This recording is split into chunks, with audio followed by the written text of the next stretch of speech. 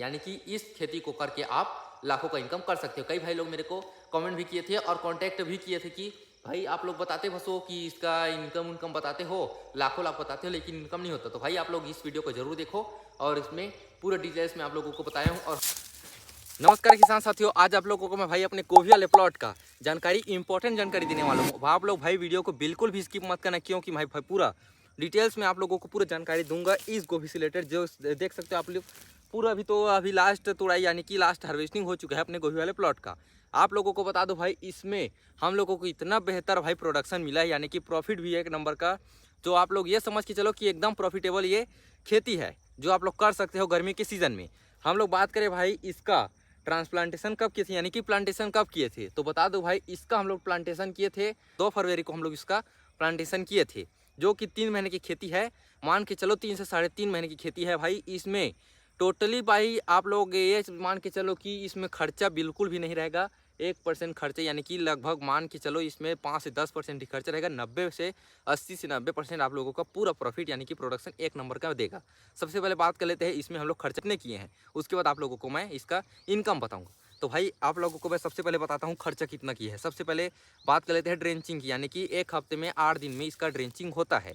सबसे पहले ड्रेंचिंग हो गया, जैसे कि हमारे तरफ होता है डीएपी का पहला ड्रेंचिंग होता है। अगर मतलब जैसे अदर साइड हो गया, यानी कि हमारे छत्तीसगढ़ से बाहर या फिर कहीं से भी हो, ये कई भाइयों को लगता है कि ड्रेंचिंग डीएपी ड्रेंचिंग करने से पेड़ जो है जलकर मर जाता है, लेकिन नहीं भाई, उसी में ग्रोथ होता है। मेन ग्रोथ जो डीएपी का ड्रेंचिंग में ही होता है। सबसे पहले आप लोगों को बता दूं कि डीएपी का ड्रेंचिंग कैसे कैसे किया जाता है, पूरा आप लोगों को प्रोसेस बताता हूँ। बात करें भाई ड्रेंचिंग कब और कैसे करना चाहिए, तो 8 दिन, जैसे 8 दिन हो गया या फिर 8 से 9 दिन हो गया या फिर 10 दिन भी ले सकते हो, कोई दिक्कत नहीं है। आप लोग 10 दिन लो, उसके बाद ड्रेंचिंग में लेना है आप लोगों को डीएपी लगभग 1 बोरी एक राउंड में। सबसे पहले राउंड में 1 बोरी लेना है, उसको आप लोगों को भाई ज़्यादा नहीं डालना है। एक ड्रम में जैसे लगेगा आपको 8 से 9 ड्रम लगेगा शुरुआत राउंड में।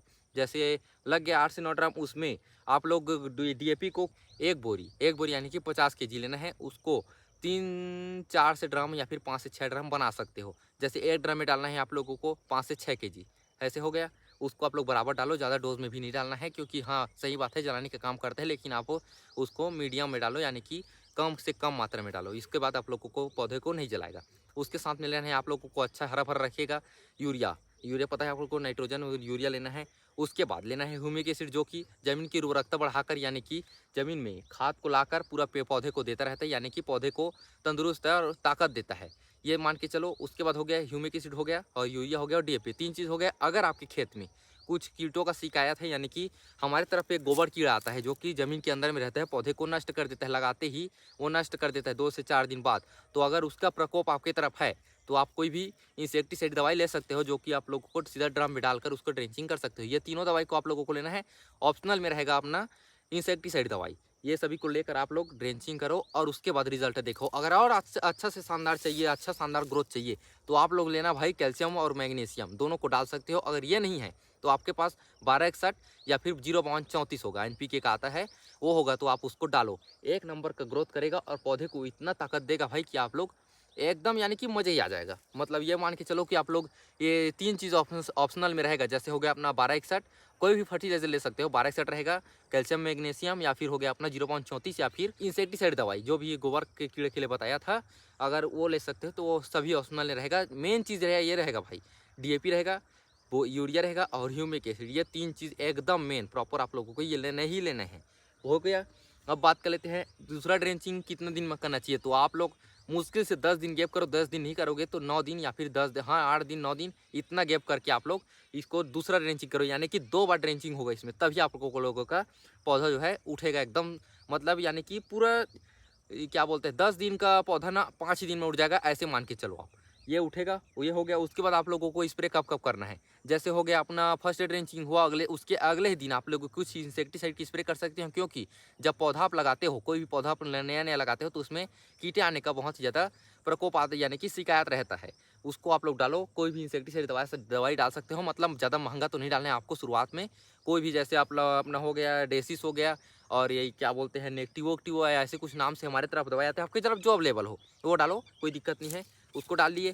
अब भाई आप लोगों को यकीन नहीं करोगे, इसमें हम लोगों को 1 एकड़ वाले प्लॉट में लगा था मुश्किल से 4 से 5 हज़ार का दवाई खर्च आया था, यानी कि स्प्रे खर्चे, इंसेक्टिसाइड फंगिसाइड जो भी ये हर्बिसाइड दवाई चीज़ें थे, तो मुश्किल से 4 से 5 हज़ार ही अपना खर्चा आया था। अब बात कर लेते हैं आखिर हम लोगों को बैसल वैसल डोज में और या फिर क्या बोलते हैं दवा डाले हैं, उसमें खर्चा कितना आया। सबसे पहले बात कर लेते हैं, हम लोग का खर्चा आया भाई यूरिया। यूरिया को सबसे पहले ले लेते हैं, यूरिया कितना बोरी लगा हम लोगों को शुरू से आखिरी तक। 3 बोरी तो हम लोगों का ड्रेंचिंग में चला गया। 2 बोरी हम लोग ऐसी सिंचाई किए थे, यानी कि बैसल जो दावा डालते हैं ना, जैसे जमीन के पौधे के साइड में, उसको हम लोग कुछ इस प्रकार से डाले थे जड़ के साइड में। उसके बाद उसमें पानी चलाकर उसका भिगोए थे। तो ये हो गया, मतलब टोटल की हम लोगों को लगा था 5 बोरी। अब 5 बोरी भाई देखो, हर शॉप में अलग अलग रेट रहता है यूरिया का, तो आपकी तरफ पता नहीं है कि कितना रेट रहता है। हमारे तरफ भाई वही चल रहा है अपना 350 से 400, कई दुकान में 250-300 भी दे रहा है, और रेट भी बढ़ चुका है भाई, कई दुकान में 500 भी दे रहा है। तो आप लोग ये मान के चलो कि ज़्यादा आप लोगों का खर्चा नहीं आएगा, मुश्किल से 2000 से वही 2500 ही खर्चा आएगा, ज़्यादा नहीं आएगा यूरिया में। हो गया ये। अब डीएपी की बात कर लेते हैं। डीएपी को मोटा मोटा आप जो है ज़्यादा नहीं मान सकते, 3 बोरी डीएपी मान लो। जैसे लग गया अपना 2 बोरी, तो अपना क्या बोलते हैं ड्रेंचिंग में लग गया 2 राउंड में।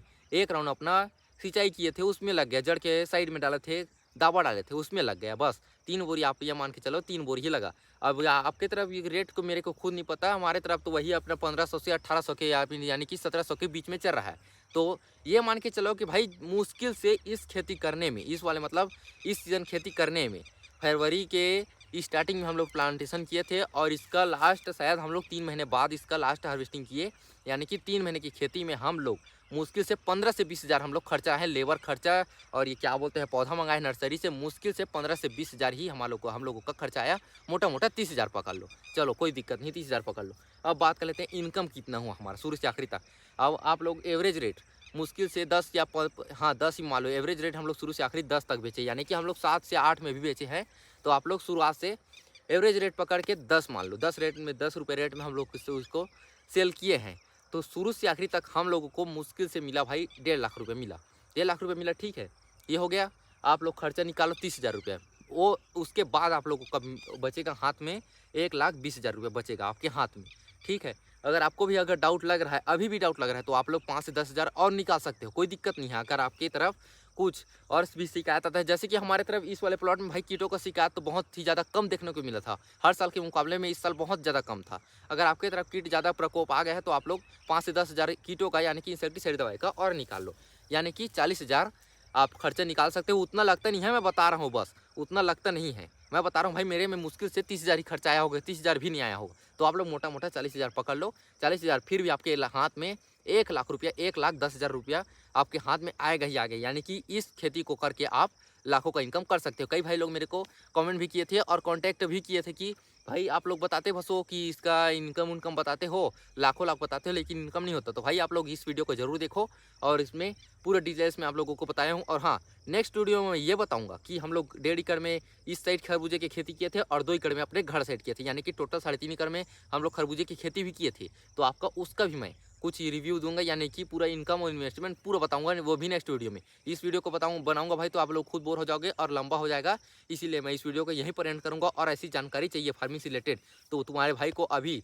सब्सक्राइब कर लो, ताकि आप लोगों को भाई नोटिफिकेशन सबसे पहले मिलता रहे, क्योंकि अपना डेली 1 से 2 दिन के गैप में अपना डेली फार्मिंग से रिलेटेड वीडियो डालता रहता है। तो भाई सपोर्ट दिखाओ।